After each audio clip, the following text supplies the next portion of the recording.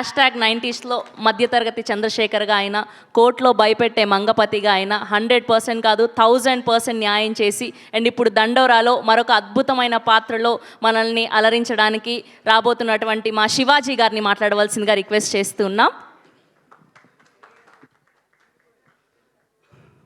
పాత్రికేయ మిత్రులకు, electronic media సోదరులకు, విచ్చేసిన అతిథులందరికీ కూడా పేరు పేరున స్వాగతం. అలాగే ఒక ఫోన్ కాల్ అడగగానే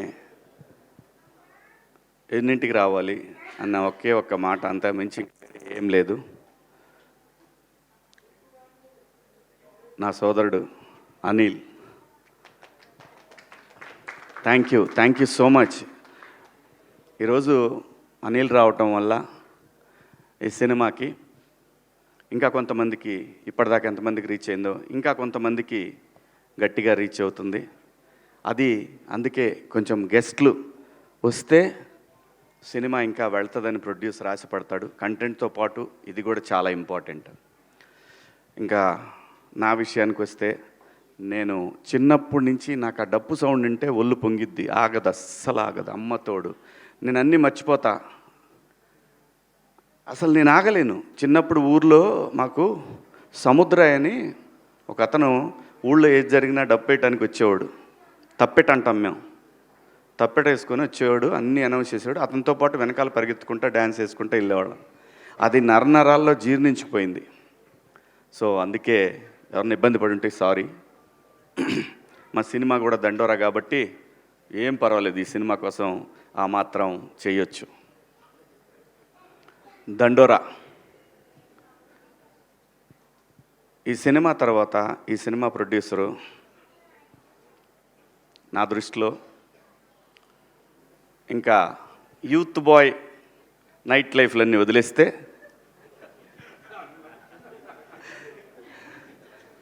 చాలా చాలా చాలా చాలా టేస్ట్ ఉన్న, ఆ పేర్లు ఉన్నవాళ్ళే, ఆ బెనర్జీ అనే పేరున్నవాళ్ళు, వాళ్ళ వైబు, వాళ్ళ థింకింగు. నేను ఇండస్ట్రీలో తిలక్ గారు అనే ప్రొడ్యూసర్ ఉండేవారు, ఆయన పూర్తి పేరులో కూడా బెనర్జీ గారు అని ఉండేది. ఆ బెనర్జీ అంటే కమ్యూనిస్టులకు ఎక్కువ పెట్టుకునేవాళ్ళు ఈ పేర్లు. కమ్యూనిస్టుల ఫ్యామిలీస్లో ఉన్న వాళ్ళల్లో ఎక్కువ ఈ బెనర్జీ అనే పేరు పెట్టుకునేవాళ్ళు. సో చాలా చాలా చాలా అంటే అండి, సినిమా డబ్బులుంటే తీయొచ్చు, డబ్బులు ఎవరిని ఇస్తే తీయొచ్చు, కానీ కథను సెలెక్ట్ చేసుకుంటాడు చూసారా, అది అందరితో సాధ్యమయ్యే పని కాదు. 100% డబ్బులు మనం అన్ని బిజినెస్ల్లో బ్రహ్మాండంగా తోపులం బ్రహ్మాండంగా చేశామని అనుకుంటారు, కానీ భగవంతుడికి ఒక్కొక్కడికి ఒక్కో టాలెంట్ ఇస్తాడు. డబ్బులు లేకపోవచ్చు, డబ్బులు అవే వస్తాయి. సరస్వతి ఉంటే లక్ష్మి నడుచుకుంటూ వచ్చేస్తాయి. అంటే అలానే ఆయన దగ్గర డబ్బు లేదని కాదు నా ఉద్దేశం. కథని సెలెక్ట్ చేసుకోవటం దగ్గరే ఏ ప్రొడ్యూసర్ సక్సెస్ అయినా కానీ దానికి పునాది అదే. అలాంటి ఐక్యూ ఉన్న, దండిగా ఉన్న నిర్మాత బెన్నీ గారు. డెఫినెట్గా ఈ సినిమా తర్వాత ఆయన్ని చూసే విధానం మారిపోద్ది. అలాగే దర్శకుడు, సినిమా అంటే ఎవరికి ఇష్టం ఉండదండి, ఎవరికి ప్యాషన్ ఉండదు. తన కెరీర్ని అమెరికాలో తన స్టూడెంట్ లైఫ్ని, తర్వాత తన జాబ్ని ఎంజాయ్ చేసిన తర్వాత, తనంటూ ఇంకా నేను బతకగలననే ధైర్యం వచ్చిన తర్వాత సినిమా కోసం తనకున్న అన్నీ వదిలేసుకొని సినిమా మీద ఉన్న ప్యాషన్ తోటి ఒక మంచి కథ రాసుకొని, మంచి కథ అంటే అండి, ఈ సినిమాకి ముందు చెప్పాల్సింది, ఇది చాలా బాగా రాసిన స్క్రిప్ట్ అండి. నాకు కథ అంతా తెలిసినా సరే థియేటర్లో నేను చూశాను. మేడం, మా ఆర్టిస్టులు ఎంతమంది చూశారో నాకు తెలియదు.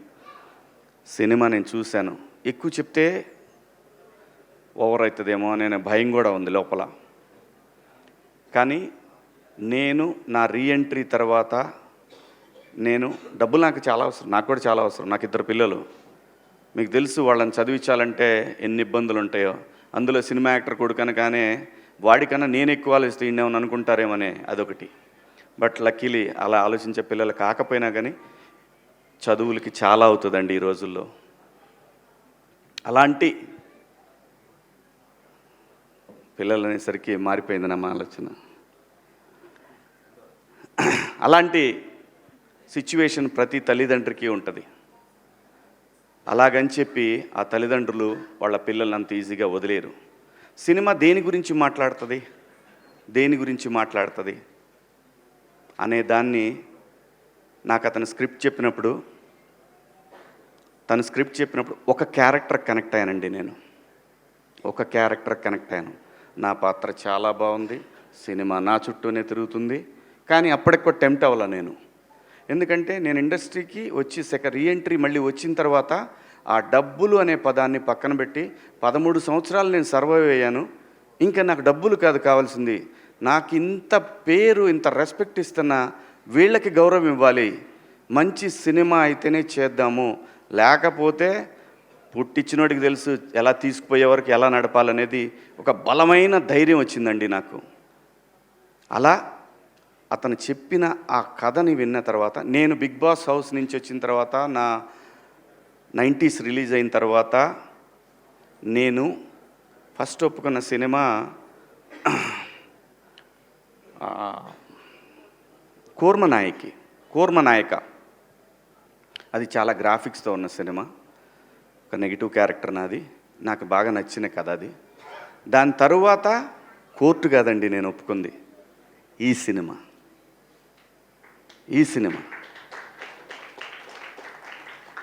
దీనికి పురిటినొప్పులు ఉన్నాయి, లేవంటలేదు.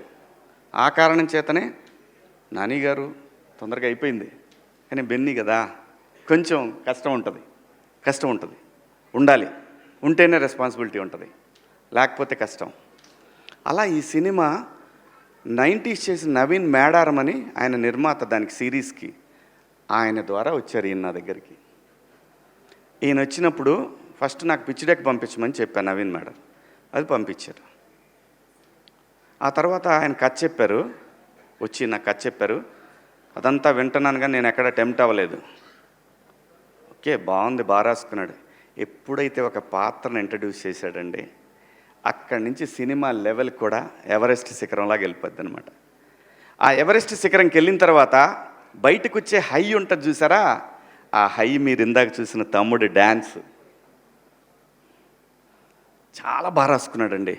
నిజంగా నేను అమితంగా ప్రేమించేమీ మాట్లాడట్లేదు. సినిమా తీసేవరకే ప్రేమిస్తాను నేను. సినిమా తీసిన తర్వాత అది ఎడిటింగ్ రూమ్లోనైనా థియేటర్లో నిర్దాక్షిణ్యంగా దాన్ని నేను హేట్ చేసినంత ఎవరు హేట్ చేయరు. అబ్బా అంట. మా వాడు ట్రైలర్ చేసిన, అబ్బాయి అక్కడక్కడ లూజ్ ఫ్రేమ్స్ ఉన్నాయో అన్న, పెద్ద కొంచెం టైట్ పెట్టొద్దు, తెలీదు మరి ఎవరో ఏమంటారో, బయటికి వెళ్తుంది ఫస్ట్, మన బిడ్డ బయటికి వెళ్తూ ఉంది ఫస్ట్ టైం అని చెప్పి ఆ భయం ఉంటుంది. ఆ భయంతో చాలా చెప్తాం. నేను మళ్ళీ సినిమాలు చేయటం మొదలుపెట్టిన తర్వాత నాకు అందరు కొత్త డైరెక్టర్లే వచ్చారు. అన్ని కంటెంట్ ఓరియంటెడ్ ఫిల్మ్సే. ఏ ఫిలిం కూడా డబ్బుల కోసం, డబ్బులు తీసుకుంటున్నాను, డబ్బులు తీసుకోవట్లేదు, మళ్ళీ అలాంటి మాటలు మాట్లాడకూడదు. డబ్బులు కావాలి కదండి అని అలా బతిలాడుకొని తీసుకుంటున్నాను, అది వేరే విషయం. కానీ ఆ కంటెంట్ విషయంలో మాత్రం నో కాంప్రమైజ్, నో. ఈ సినిమా ప్రతి ఒక్కళ్ళని, చాలా సినిమా రిలీజ్ అయిన తర్వాత, రేపు లేదంటే ప్రీమియర్స్ పడ్డ తర్వాత జర్నలిస్ట్ సోదరులు ఉన్నారనే పెద్ద ధైర్యం అయితే నాకు ఒకటి ఉంది.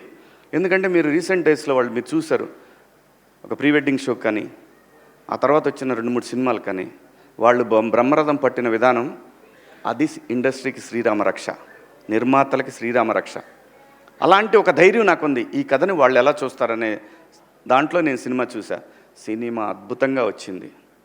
ఇది మార్నింగ్ షో వరకే, ఈ వారం చిన్న సినిమాలు ఏం రిలీజ్ అవుతున్నాయి అని మాట్లాడుకునే వాళ్ళకి మాత్రం ఈ వారం చిన్న సినిమాల్లో ఇదొక చిన్న సినిమా. కానీ 25th సాయంత్రానికి ఇది చాలా పెద్ద సినిమా.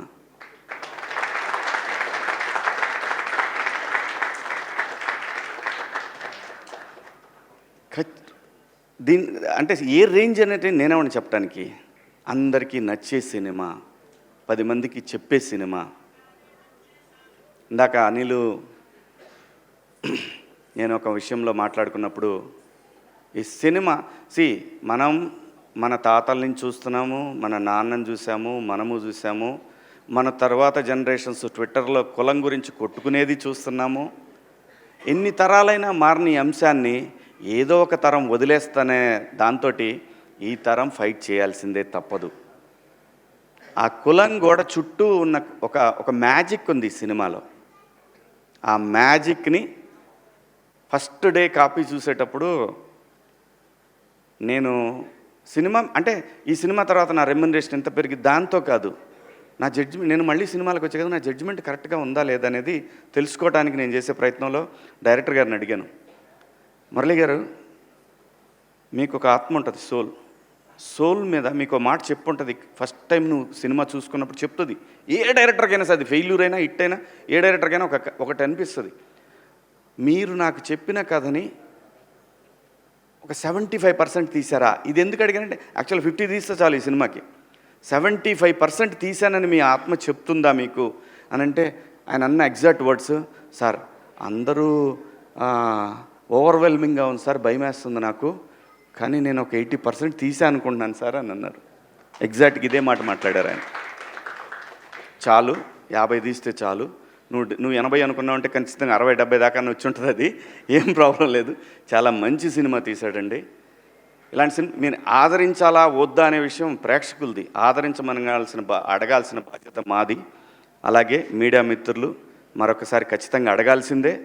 అలాగే ఈ సినిమాలో పనిచేసిన టెక్నీషియన్స్ వెంకట్ గారు కానివ్వండి, సృజన తను కానివ్వండి, మార్క్ రాబిన్ గారు కానివ్వండి, అలాగే ఈ సినిమాకి పనిచేసిన ఎడ్వర్డ్ ద టోపీ మ్యాన్ చాలా చాలా చాలా కష్టపడ్డా అండి. తను కూడా అంటే ఆర్టిస్టుల్ని ప్రొడ్యూసర్ని మేనేజ్ చేయటం అంత ఈజీ కాదు.